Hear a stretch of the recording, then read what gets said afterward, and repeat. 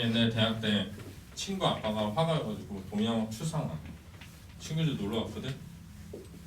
근데 걔가 압구정동에 단독주택 3층짜리 집이었어. 마당이 엄청 잘 사요. 근데 걔 방이 3층이었는데 2층이 작업실이었거든 아버지. 1층은 이제 엄마랑 아빠랑 이렇게 살고 3층은 형이랑 걔랑 방이 있고 이렇게 누나랑 2층은 작업실. 딱 가지고 1층에서 이제 엄마한테 인사드리고 안녕하세요. 그래 올라가서 놀아라. 그래서 2층 딱 가는데 아버지가 작업하고 계시더라고. 안녕하세요. 했는데 거기에 이렇게 드럼통 같은 통에 먹을 다 해놓고 대걸레자루 같은 거를 들고 막 묻혀. 막 뿌리는 거 이렇게 그냥 뭐하는 짓이야? 그래서 봤거든. 되게 큰 한지에 뭐 이렇게 뿌려 그냥. 그들이 아버지 전시회한다 그래가지고 같이 놀러 갔단 말이야. 인사동에 갔는데 내가 그때 봤던 그 뿌리던 거 있잖아. 그게 있는 거야. 근데 거기 판매가 된 거야. 2천만 원인가? 와 그때 화가가 진짜 편하구나. 돈 없으면 그냥 마대자를 묻혀가지고 뿌리면 돈 되는 거잖아. 내가 걔한테 야 진짜 넌 좋겠다 그러면. 근데 걔 말에 따르면은 아빠가 그 전에도 그렇게 그렸는데 그렇게 한 점도 안 팔렸대.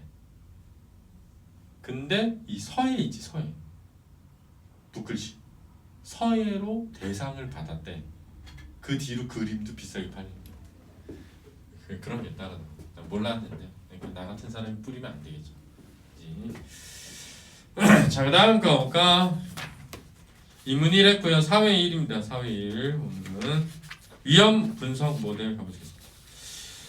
위험 정보들이 어떻게 수집되고 분석되면 의사소통되고 관리 결정이 이루어지는 데 관계된 행위적 규칙 규약 과정 메커니즘 등의 총체를 위험 거버넌스라고 한다. 그래서 화제가 나왔네요. 그런다네.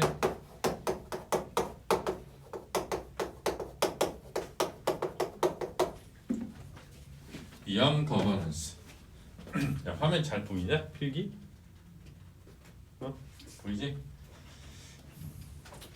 위험 거버넌스의 수립과 운영에 반영되는 위험 분석의 대부분은 위험에 대한 사후의 정량적 평가를 기반으로 삼고 있다. 근데 여기서 이 위험을 분석해야 되잖아. 그지? 근데 이 분석은 대부분 사후적인 정량적인 평가를 기반으로 한다. 위험 거버넌스라고 하는 것에 위험 분석은 위험의 사후적 정량적 평가를 기반 사후의 정량적 이렇게 된 사후적 정량적 평가를 기반으로 하고 있다. 근데 사후 평가에만 의존하면 발암물질, 방사능, 환경오염, 복잡한 기술에 의한 사고 등의 위험을 효과적으로 관리할 수 없다고 보는 입장도 있다. 이게 효과적이지 않다라고 보는 사람이 있다는 거야. 그렇지? 사후적인 것의 분석은 효과적이지 않을 수 있다라고 하는 거야. 그렇지? 그래서 뭐 발암물질이나 방사능이나 이런 거. 사후적인 것이 효과적이지가 않다. 그래서 대표적인 것이 사전주의 원칙이다. 그래서 나온 게 사전주의 원칙이죠. 여기에서부터 나온 것이 사전주의 원칙이다 이거야. 이게 화제인가? 오케이. 사전주의 원칙은 보통 과학적으로 불확실한 경우에 예방 조치를 취한다는 원리로 이해된다. 자, 중요한 거 뭐냐면 만약에 불확실하다면 예방 조치를 취해야 한다 이거지. 생각해봐. 확실하려면 사후적이어야 되지. 이럴 수도 있고 이러지 않을 수도 있을 때 이럴 수 있으면 예방해야 해. 이게 사전주의 원칙이 되는 거야. 그렇지? 이와 같은 입장은 정량적 위험 분석 방법론의 지지자들에게 비판의 대상이 되어 왔다. 얘네들은 이거를 뭐였다고?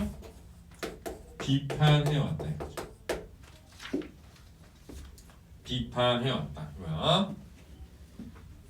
사전주의 원칙은 과학적이지 않아 다양하게 해석되기 때문에 위험관리에 적합하지 않다는 것이다. 자, 왜 비판했는지가 중요하잖아. 첫 번째, 다양하게 뭐 할 수 있다? 해석될 가능성이 있다. 이렇게 이해되었지?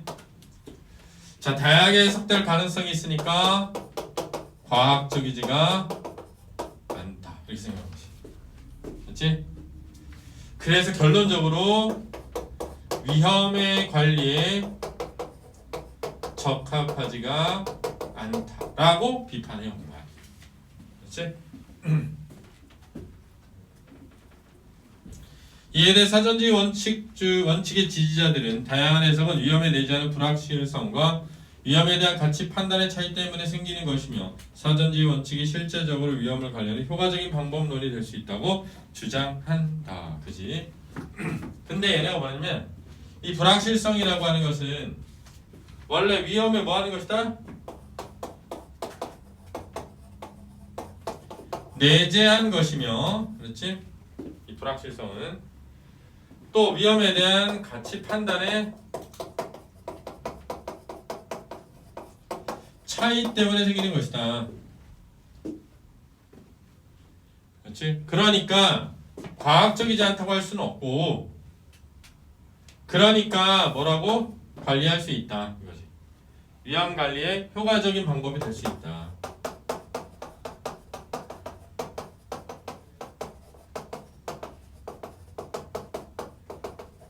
그러니까 이 둘이 서로 대비되어 있는 거지.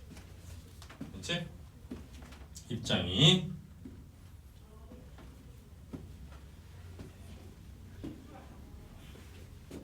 현재 이러한 두 입장은 위험 거버넌스를 통한 위험 평가와 관리에 함께 고려되고 있다. 그래서 얘네 둘이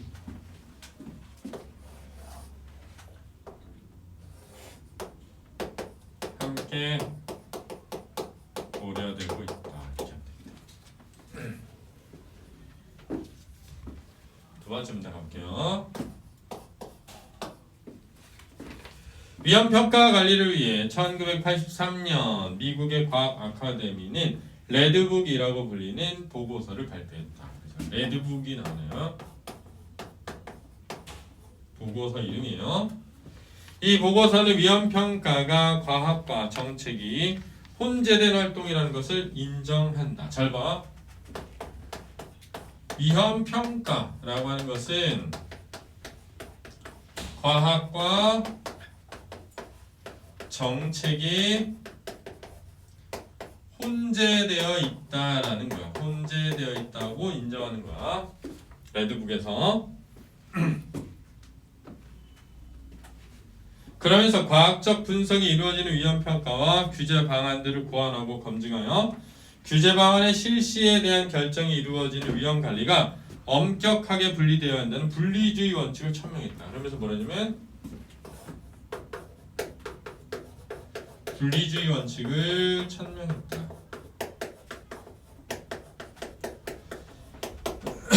이렇게 해야 돼.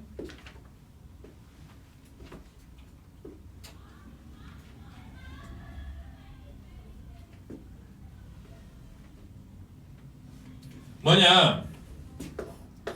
위험의 평가와 위험의 관리는 서로 분리해서 이해된다. 이걸 알았지?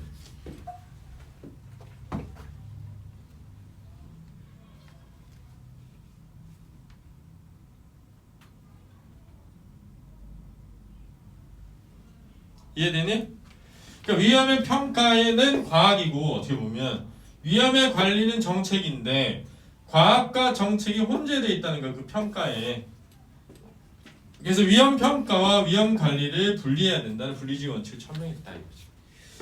그래서 얘는 뭐라고 하느냐? 위험의 평가를 4단계로 그렇지? 구분해 설명했다. 해당 인자가 유해 효과를 유발하는지를 확인한 유해성 확인. 그래서 자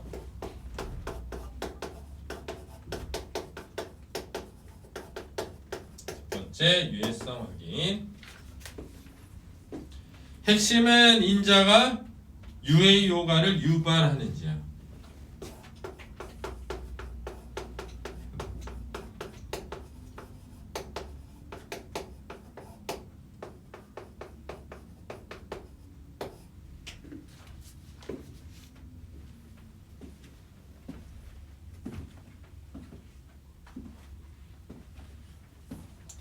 니네 무슨 최근에 본 영화인데 여자 직장인 3명 나오는 영화 있거든. 삼미전자인가 무슨 삼진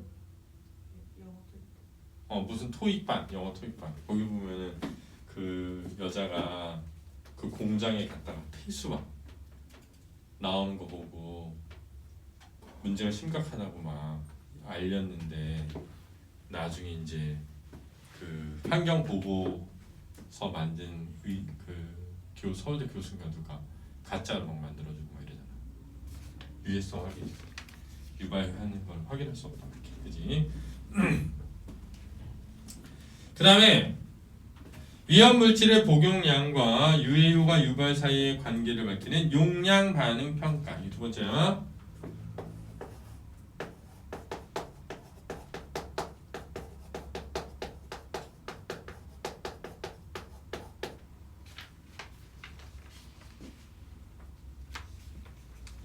그러니까 여기는 핵심은 뭐냐면은 얘는 그 원인 인자가 유해한가. 근데 얘는 그 용량, 인자의 용량과 반응 사이 관계 어디까지? 이게 문제를 일으켜. 근데 이거의 양이 어디까지여야 되나 이거지. 그래서 니네 그 평가, 이 위험 평가하는 거 보면 항상 뭐 방사능 수치가 뭐의 기준량의 몇 배 이러잖아.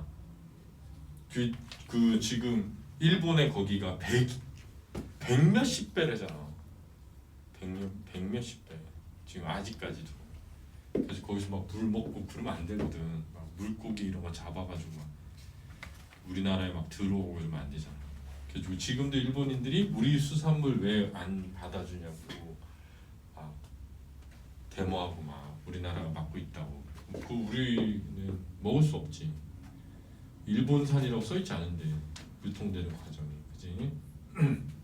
그래서 핵심은 복용량과 효과 유발 사이의 관계야.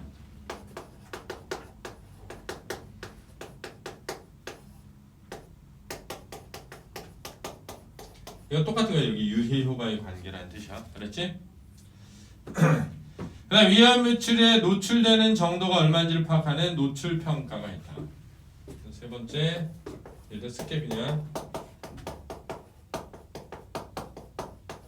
이거는 노출되는 정도야. 똑같으니까. 유해과의 예측 발생률을 근거로 위험 여부를 판단한 위험 결정의 4단계로 위험 평가의 위험 결정. 이제 이걸 단계로 이 인자가 영향을 미치나? 그 인자의 양이 얼마여야 되지?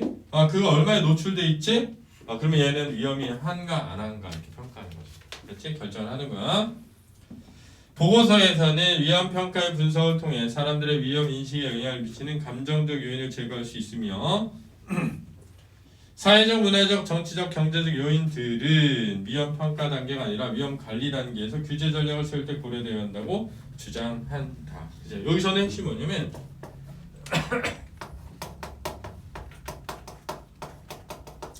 감정적인 요인을 제거하는 것이 중요하다 이거지. 감정적 요인을 제거해라. 딱 요 단계를 거쳐서. 그 다음에 사회, 문화, 정치 요인들 있잖아. 사회적이고 문화적이고 정치적이고 경제적인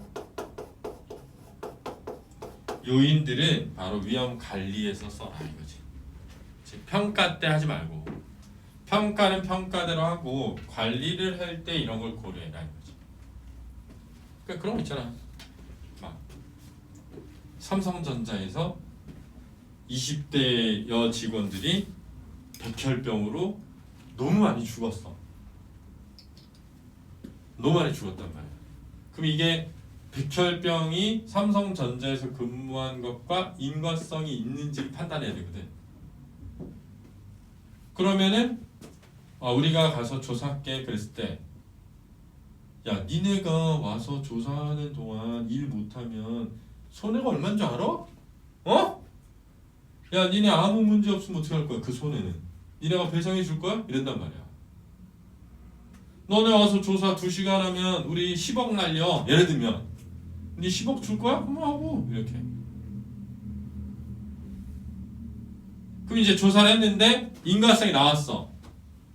근데 보통 보면 근데 이게 사실로 드러나면 회사 문 닫아야 되는데 삼성전자 문 닫으면 삼성전자만 망합니까? 우리나라 경제 다 무너져요. 뭐 이렇게 접읍시다. 뭐 이렇게 이런 거 있잖아.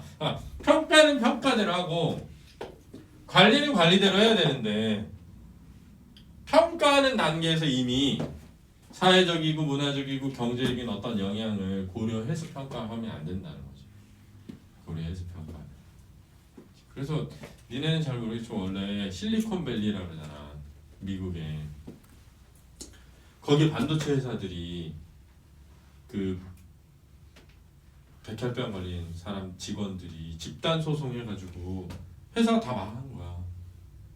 천문학적으로 배상해줬거든. 그 회사가 다 망했어.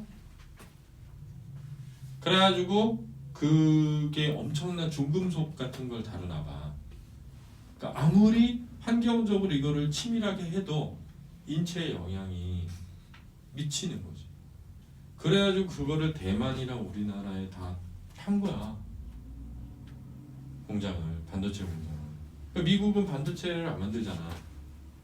왜냐면 환경 오염이 인체에 엄청난 영향을 미치거든. 우리나라는 그 영화 보면 나오잖아. 반올림인가 이런 영화. 삼성에서 지방 돌면서 부모님 안 계시고 여상 여고 나온 애들 전부 스카우트 한 거잖아. 왜? 그 데려가서 일 시키다가 암 걸려도 문제가 안 될 것 같아. 뭐 이런 아빠가 판사고 이러면은 그러면 이제 그렇게 된 거야. 그래가지고 이제 아프면 오히려 부모님들이 미안해. 우리 애가 아파가지고 회사에 폐를 끼쳐서 어떡하죠? 뭐 이렇게. 그래가지고 보통 보면은 이제 그랬을 때 이제 회사에서 나와가지고 뭐 이렇게 돈 주고 각서를 쓰게 하잖아. 향후 뭐 이런 거와 관련해서 회사에 뭐 이의 제기를 하지 않겠다. 그럼 각서도 다 받은 거잖아. 나중에. 근데 이제 싸우기 시작해가지고 24명인가 6명 죽었거든. 20대만 한 회사에서 백혈병으로. 그래가지고 지금 나중에 이제 타협했잖아. 삼성전자. 그래서 배상해주기로. 그냥 진짜 우리가 몰라서 그렇지. 타이어 금호 타이어가 어디 타이어 공장에서도 그런 일이 있었던 거. 조선 있지. 조선소에 배 만들잖아. 배 만들면 배에 틈이 있으면 안 되잖아. 배 가라앉으면 큰일 나니까. 그러면 그 틈이 있는지 없는지를 뭘로 확인하면 엑스레이를 찍어. 그러면은 엑스레이 딱 설치해가지고 배를 찍는 거잖아. 퍽 찰칵 이렇게 찍는 거잖아. 계속 뭐에 노출돼? 방사선에 노출되는 거잖아. 그래서 많이 죽었어. 원래 그거를 어떻게 되면 설치하고 120m인가 밖에 가서 찍어야 되는데 그럼 납기를 못 하는 거야 그거를. 그 이제 니네 치과 알아? 치과에 이빨 찍는 거 알지? 이빨 이렇게 착착착착 찍는 기계. 그거 설치하는 사람이 치과에 이제 설치하잖아. 그럼 잘 되는지 안 되는지 뭐 해봐야 돼? 찍어보잖아. 그래서 다 설치하면 이제 자기 거 찍는 거야. 그래서 잘 설치됐다고. 근데 그분이 백혈병 걸렸잖아. 그래가지고 산재다.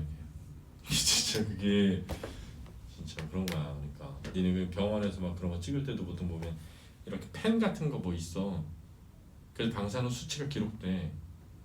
그 수치가 얼마 이상 되잖아. 그러면은 하면 안 돼.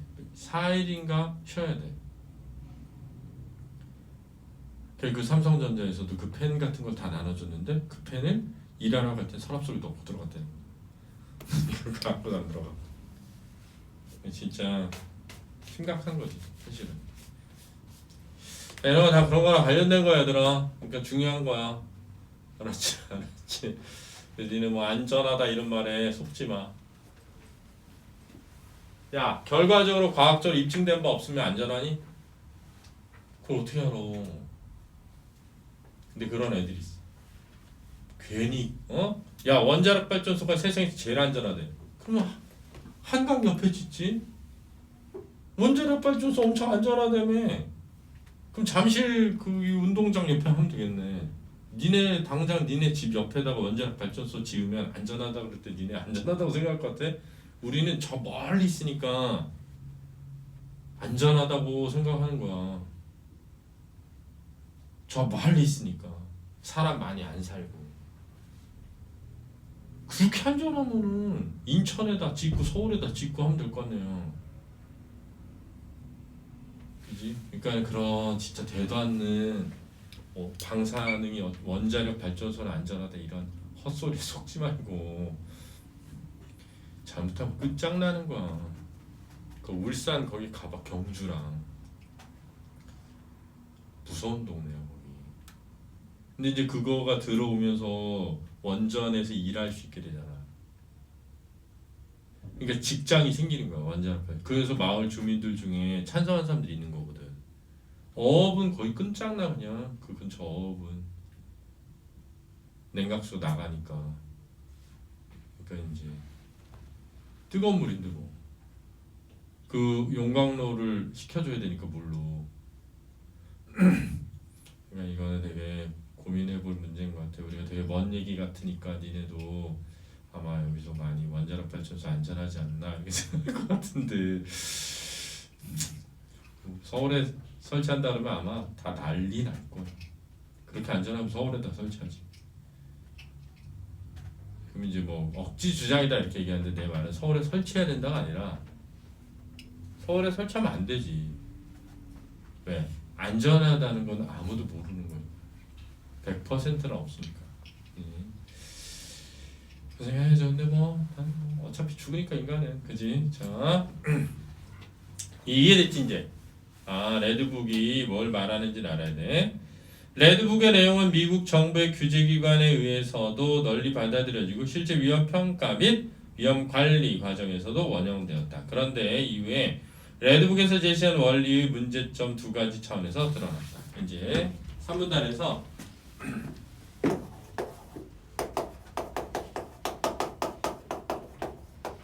문제점이 나옵니다. 첫째는 실제 위험 정책에서 드러난 문제점으로 충분한 위험 평가가 바람직한 위험 관리 정책으로 자동적으로 이어지지 못한다는 것이다.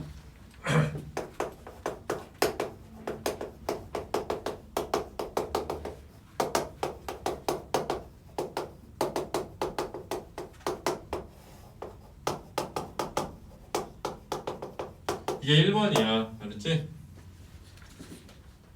위험 정책적 측면에서 위험 평가가 위험 정책으로 자동적으로 반영되지 않는다. 이거 니네 시험범위 맞아? 했어? 잘 봐야 돼. 위험 관리자의 입장에서 볼 때 이 문제는 과학적 정보들을 단순화해서 제시할 때는 정보들을 오용하는 결과를 낳고 과학적 정보를 모두 제공해 줄 때는 이에 당사자들이 정보들을 믿지 못하는 결과를 초래하는 딜레마 상황을 의미했다. 이게 이제 중요한 게 뭐냐면은 위험 평가에 대해서 두 가지가 있는 거지. 두 가지가. 그렇지? 그러니까 하나는 뭐냐면 이 평가를 단순화해서 전달할 것이냐 아니면 모두 전달할 것이냐 이렇게 두 가지가 있는 거지. 단순화하게 되면 뭐 할 수 있다고? 오용하게 되는 거지. 모두 주면 어떻게 된다고? 불신할 수 있다는 거죠.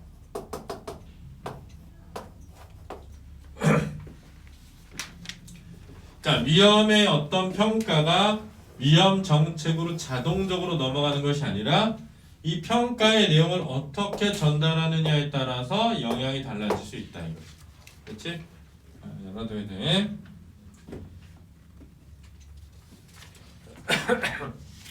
자, 이는 위험 평가 결과에 대해 주민들과 어떻게 소통해야 하는가라는 위험 커뮤니케이션 문제가 중요함을 보여준다. 그래서 위험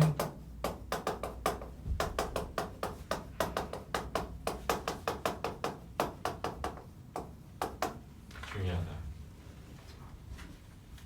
이 커뮤니케이션은 평가 결과와 주민들 사이의 커뮤니케이션을 의미한다. 그치? 오용해서도 안 되고 불신해서도 안 되니까. 둘째는 위험 평가의 마지막 단계 위험 결정의 단계가 기술적인 위험만으로 평가 이루어지지 않는다는 것이다. 자, 두 번째는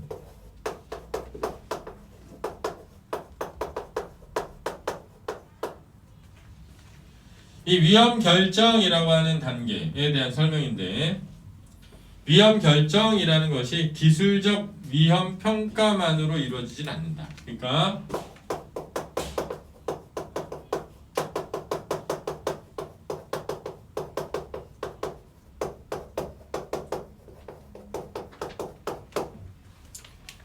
이걸 다 분석해서 이거의 위험 정도를 결정할 때 그냥 단순히 기술적 평가만으로 이루어지지는 않는다 이런 거야. 위험을 예방하는 효과를 높이기 위해서는 위험 평가와 위험 관리가 상호작용해야 하기 때문에 위험의 최종 결정에는 항상 위험 관리 단계의 성과가 피드백이 되어 반영되어야 한다. 자, 핵심은 뭐냐면 그럼 뭐가 필요하느냐 이거지.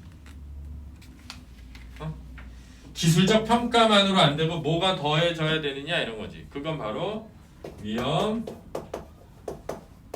관리의 성과가 피드백되는 거죠.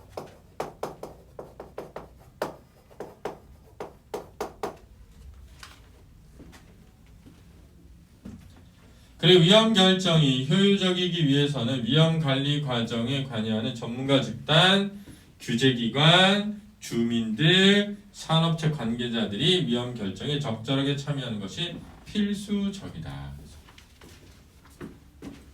그래서 이제 뭐냐면 핵심은 위험 평가 자체에 이미 전문가나 규제기관이나 주민이나 산업체 관계자가 포함되어야 된다는 건 사실은 과학적인 평가만으로 결정되는 게 아니라, 그렇지? 그것의 관리에 필요로 하는 사람들이 다 평가에 들어가 있게 되는 거지. 그렇지? 평가 자체. 그렇지?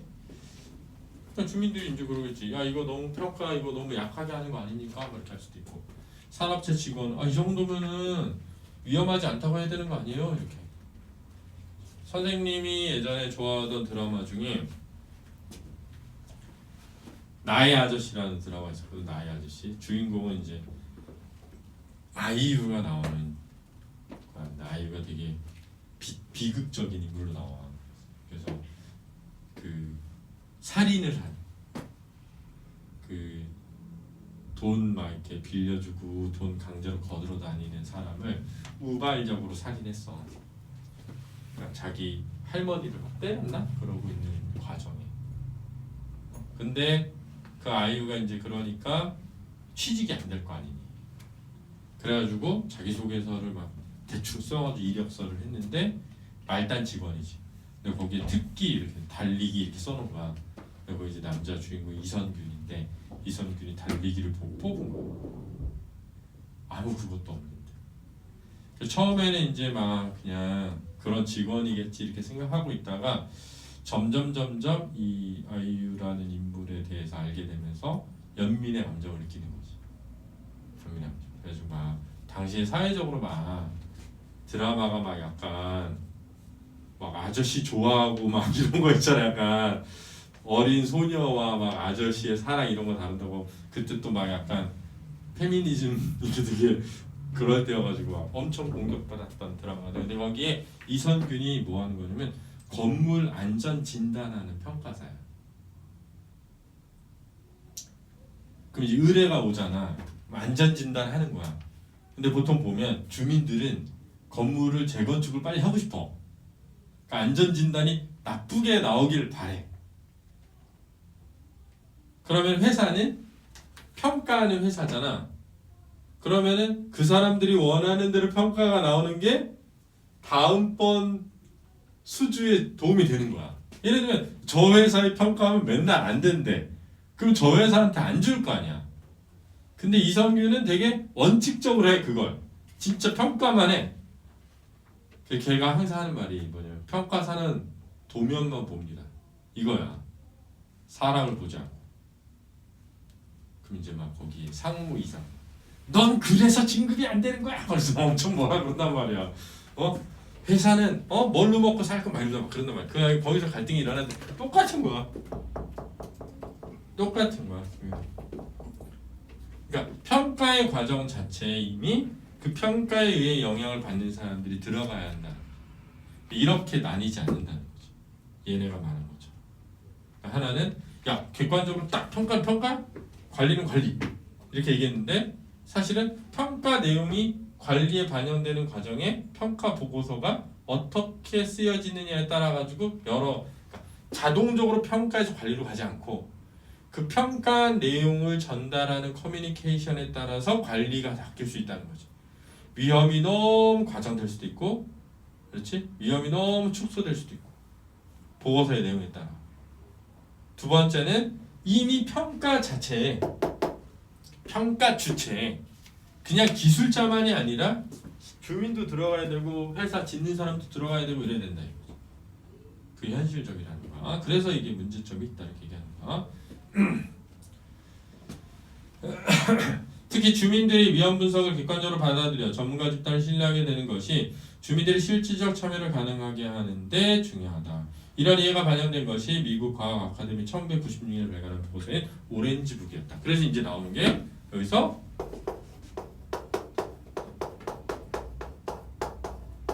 여기서야 요 문제점에서 이렇게 지우고 이제 4원 달볼게. 두 개 나가겠는데?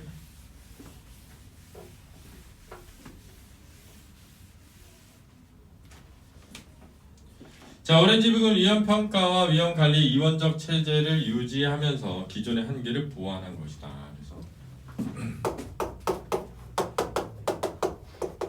어떻게 보완했는지를 알면 되죠. 그 핵심은 과학기술적인 분석만으로 효과적인 위험 판단을 내릴 수 없다고 보고 위험 결정 단계를 과학기술적인 분석을 종합하는 단계로만이 아니라 공무원, 과학자, 이해 당사자 모두 참여해서 분석과 수기를 함께 진행하는 단계로 봤다는 것이다. 그래서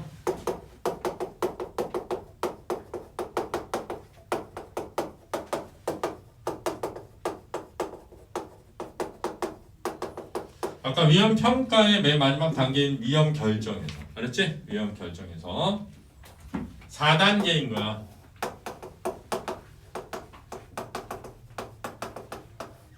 그렇지? 4단계. 오렌지북 이후에 위험 분석과 위험 거버넌스에 대한 논의는 위험 평가, 위험 관리 사이에 유기적 피드백을 위한 상호작용을 포함하는 것으로 발전했다. 그래서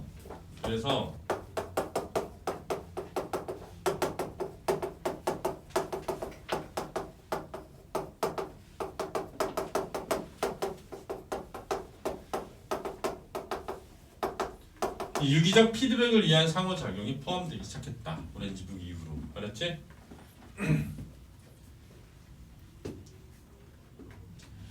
국제위험-거버넌스위원회 IRGC에서 개발한 통합 모델은 이를 반영한 대표적인 모델이다. 그래서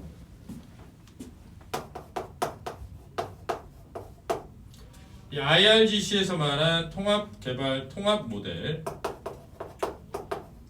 게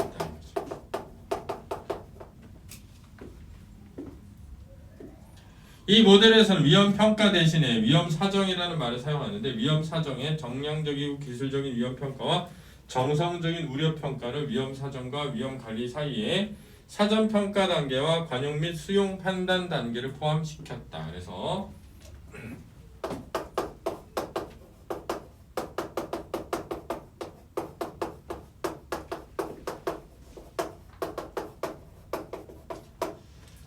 이 통합 모델에서는 위험 평가를 위험 사정으로 바꿨다는 거야. 그렇지? 그래서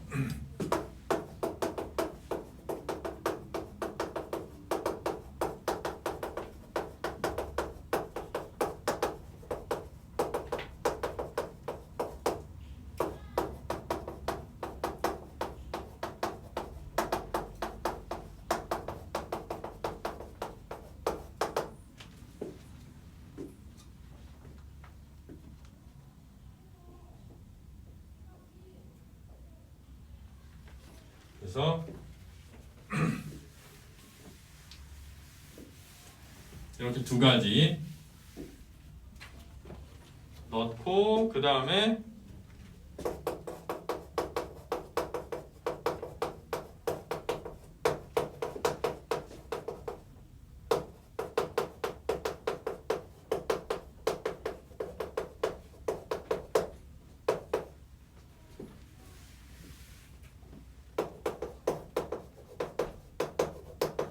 이렇게 만들었다는 거야. 그렇지? 그러니까 이렇게 된 거죠. 1, 2, 3, 4인데 이 4를 이렇게 바꾼 거지. 그치? 그리고 여기다 플러스 5, 플러스 6, 그리고 7 이렇게 간 거지. 위험관리를 이렇게. 이해됐지? 그러니까 위험평가 단계가 4개였는데 위험평가 단계의 4번을 위험사정으로 바꾸고 결정인데? 잠깐만.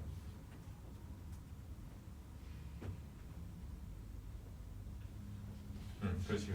위험평가 대신에 그래서 사전평가 단계는 위험을 프레이밍해서 위험에 대한 공통적인 이해를 얻어내고 그 심각성을 평가해 우선순위 및 절차적 규칙을 결정하는 단계이고 관용 및 수용 판단 단계는 위험 판단과 함께 위험의 사회적 수용 가능성에 대한 정성적 평가도 이루어지는 단계이다. 그래서 요거랑 요거 얘는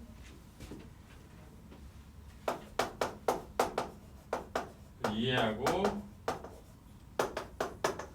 심각성을 평가하고 규칙을 결정하는 거고 여기는 위험 판단하고 사회적 수용 가능성을 평가하는 거지.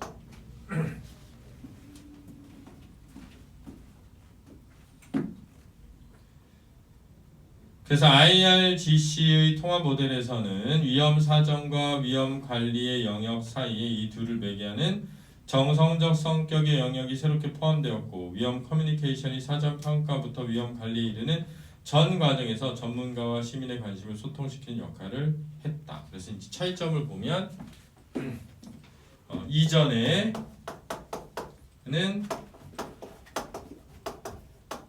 평가에서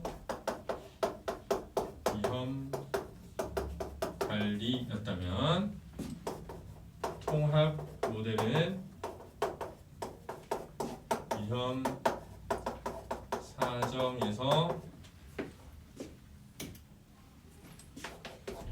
사전 평가와 관용 및 수용 판단을 거쳐서 위험 관리로 간다. 이렇게 되는 거지. 그렇지? 이렇게 달라진 거야. 이랬지? 잘 이해해야 된다. 그래서 이 모델에선 지금까지 위험과 관련해 제시된 중요한 인식이 반영되어 있다. 하지만 IRGC 통합 모델에서도 위험 평가 영역과 위험 관리 영역은 그 기능이나 주체가 상이한 두 영역으로 남아 있다고 볼 수 있다. 근데 여전히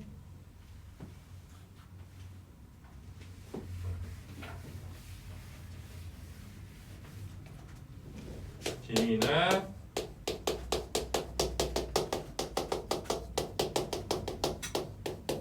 이게 말하는 의미가 뭐냐면 분리주의 원칙의 특징이야.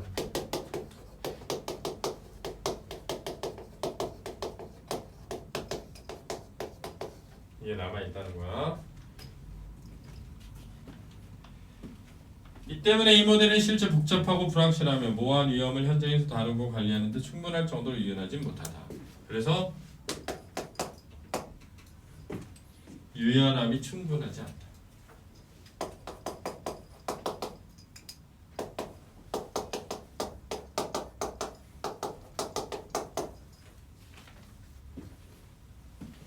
이에 IRGC 통합 모델을 만드는 데 중요한 역할을 한 오르트빈 렌은 위험평가, 위험관리가 하나의 사이클에 맞물려 있는 새로운 적응적 모델을 제시했다. 그래서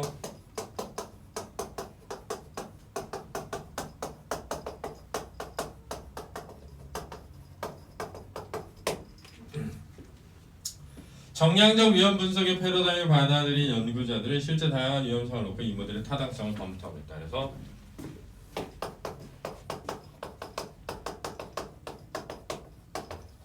이것도 보면 알겠지만 약간 글이 나열적이고 병렬적이야. 그렇지? 어쩔 수 없는 거죠. EBS라는